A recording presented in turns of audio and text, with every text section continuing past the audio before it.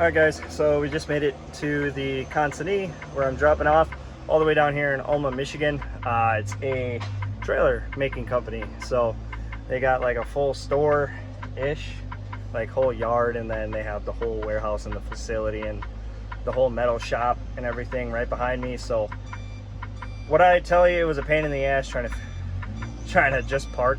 It was a pain in the ass, and the people here, not saying they're jerks, but I don't know.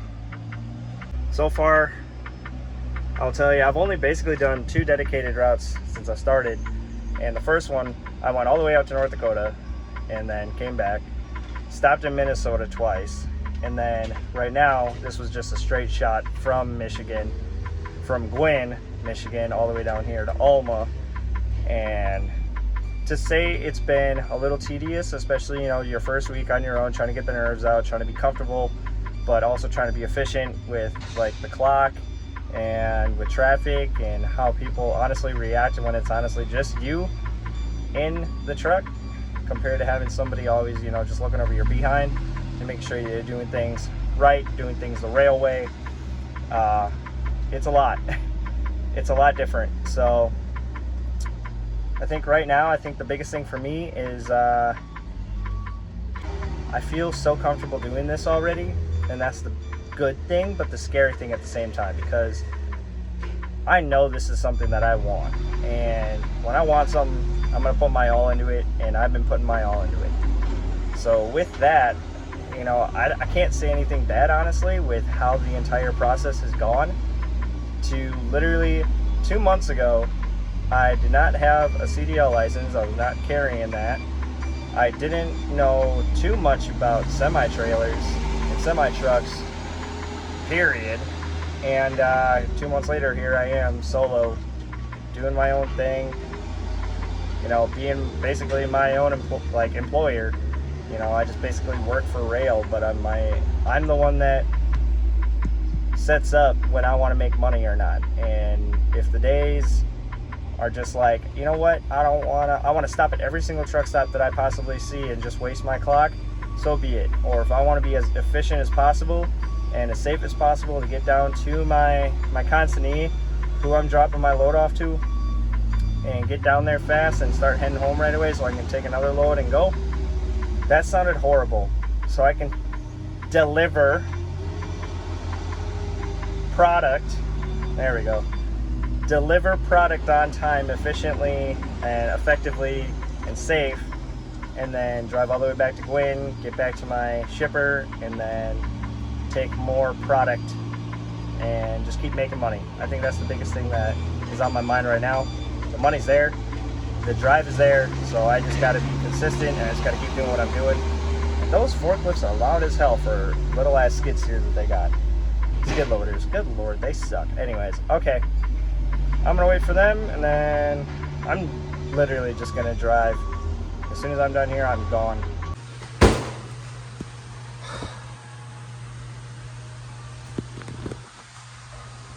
Oh my god, I don't even want to go there. Today was a hell of a day. Right now, I just need to shower. I smell like hell right now. So I'll update you guys what all happened today and what I got to do tomorrow, and how my first day of phase 3 went. So let me shower up and then I'll talk to you guys about it later. I'm so tired. All right, guys, so we are back at the Appleton terminal. I just wanted to go over a couple things. This was my first full week, 3rd phase, so I did 2 full loads. First load was I went up to Gwinn, went to my shipper, and had 3 drop-offs for 1 entire route. And that included going all the way to, I think, like Brandon, Fargo, and then Pequot Lakes, Pequot Lakes in Minnesota. I don't know how to pronounce it, and I'm not about to attempt it. So 3 different drop-offs there, came back to Gwinn, and then had 1 more route to Alma, Michigan, and then back up to Gwinn, and then back here to the Appleton terminal to do my 34-hour reset. So first week, finally, like, I can take a breath, and I'm in my truck and I'm doing everything myself.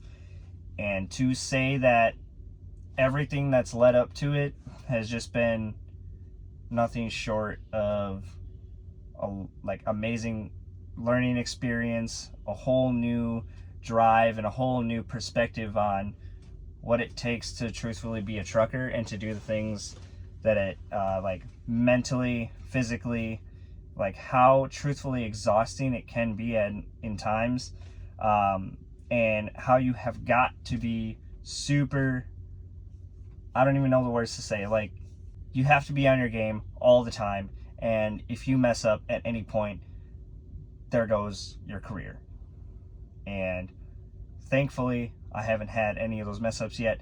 Granted, there's little things here and there that, you know, I missed a turn when I was looking at my GPS, my truck PC, and it just didn't inform me that I was turning at this light, but I wasn't really looking for it, and it was a little too late. But I had trained myself, and I had been with people that were constantly like, always be on the lookout for road signs, always be on the lookout for this, that, the other thing.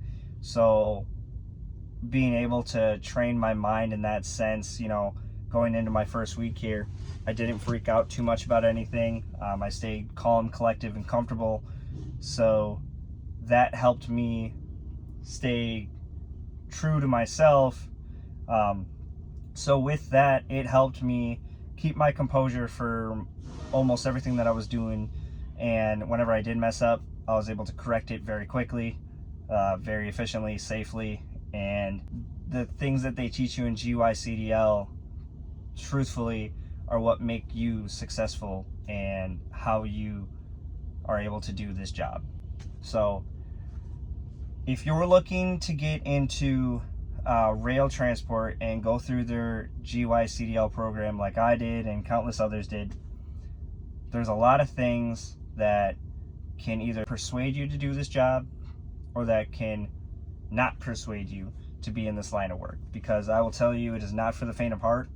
There's a lot of things that you need to change mentally about your driving characteristics, your driving habits, your workflow, how you go about scheduling your days in and out. There's a lot that you are mentally having to go through every single day when you do this job. And I didn't realize how mentally draining it is until Friday, yesterday, when I got back to this Appleton terminal and I finally laid my head down and I'm like, whoa, it's a lot. It's a lot. I'm not saying this is the hardest job I've had ever, because I've had other jobs that were just absolutely miserable, but I can tell you that this job is not like anything else that you think it is. So I think the biggest thing for me was when you go through phase one, when you're going through the class or you're going to get your CDL license, most of the people and most of the trainers and the instructors that are there, they are teaching you to succeed. They are not teaching you to fuck up or to mess up on your stuff. Like, they want you to pass. They want you to be successful. So with that, they are drilling everything into your mind till it becomes basically second nature for you. And I think one of the big things for me is pre-trip and post-trip and safety checks, stuff of that nature. There's a couple different variables when you are a flatbedder compared to a dry van guy. So you're consistently having to work with other equipment other than just your fifth wheel. You know, you're working with straps, you're working with edge protection, you're working with a load that can shift and move, and you don't have that luxury to know that there's a wall to the left and right of the product that you're carrying. Let alone for me, I'm driving a Conestoga now, and with a Conestoga, yeah, I have a wall, but it ain't a metal wall. It's a literal piece of tarp, basically a piece of tarp that's connected via some metal poles that slide. That's still not enough protection. If you mess up your straps and you don't strap something down properly, it'll come flinging right off that load, or it'll come flinging right off your flatbed or your Conestoga. It'll go shooting out. Like, it will, like, the things that you haul primarily can very easily wreck your trailer without you even realizing it until it's too late. And then you end up hurting somebody, killing somebody, hurting yourself, your trailer flips, and then you're going along for the ride too. nobody wants to ever have to deal with that, like, on their conscience, you know what I mean? So the things that you learn in class, do not take any of that for granted, period. And I mean that when I say it, because I genuinely was going into this, like, try to learn as much as humanly possible in a short amount of period of time, and don't take shortcuts, because when you take shortcuts, that's when you kill people. And I've seen the videos, and I've seen the ways that you can prevent the very things that people say are preventable. There's the right way of doing things, and then there's the Roehl way of doing things. And one of those things is that we have the Safe 7. These are fundamentals that we all as Roehl drivers carry with us. And it goes as follows. So you have slow down, you have stay back, know what's happening, yield to others, expect the expected, prepare to drive, and reduce the risk. So with that, those 7 factors, if you are always implementing all 7 of those factors every single time that you are driving and doing your job, every situation that you could think of is completely preventable, as long as you keep those values there while you're doing the job day in and day out. One other thing with Roehl Transport, they are so good. Your fleet managers and this company and operations team are so good at making sure that you are well taken care of, regardless of your situations, regardless of what's going on in your lifestyle. If there's something that's going on, if you are dealing with some stuff, or if you're having issues with this, that, the other thing, I don't have to get into it. You'll figure it out once you're going on your own, or you're going through phase 2, phase 3, doesn't matter. If you have something going on or something needs to be addressed, call management and they will figure something out for you, period. They are here for you, and they are a resource that is always available to you. So remember that. Going on to phase 3 here, I am very excited. And when I mean that I'm very excited, I am very scared. And that is such a good thing to actually have, is to be scared in doing this job alone. Because you know the risks, you know what entails of this job and the requirements that you carry as a CDL holder now. You are doing this job, and you are to protect others and to protect yourself on the road at all times. That is something that they embed in your brain on day 1 at Roehl Transport. So that I am so glad that safety is their #1 priority here at Roehl. And it shows, and it absolutely shows, period. So with that said, that's going to do it for this video. So far, everything's amazing. We got some stuff coming up here soon that is going to be really cool, and I'll give you guys a life update with everything else going on around my life, between how have my workouts been, what's going to be entailing going into this winter, my next prep, my next show. I'll talk about a lot of those things coming up here soon. There's a lot of stuff in the works, and I still got a lot of stuff to address. We will cross that bridge when we get there. But until then, thanks for listening. Thanks for sticking with me and staying by my side through all of this. And I can't thank you guys enough. So don't forget, like, subscribe, hit that notification bell if you already haven't.